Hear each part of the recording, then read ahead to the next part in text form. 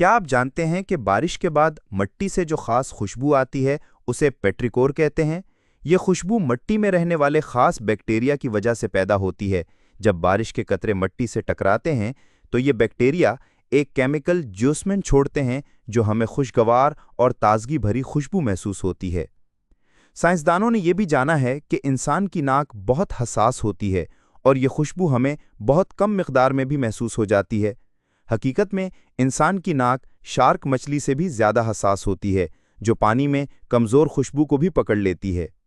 हज़ारों साल पहले हमारे आबाओ अजदाद के लिए बारिश की खुशबू ज़िंदगी की अलामत थी। बारिश से फसलें हरी भरी होती थीं, जानवर जिंदा रहते थे और पानी मिलता था। इसलिए उनका दिमाग इस खुशबू को खुशी और उम्मीद से जोड़ता था। आज भी जब हम बारिश की खुशबू सूंघते हैं तो हमारा दिमाग पुरानी यादों और खुशगवार एहसासात को जगा देता है जो हमें सुकून और ताजगी देते हैं। तो अगली बार जब बारिश की खुशबू महसूस हो तो जान लें कि ये सिर्फ खुशबू नहीं बल्कि कुदरत की एक खूबसूरत नेमत है जो ज़िंदगी, उम्मीद और ताजगी की खुशखबरी देती है।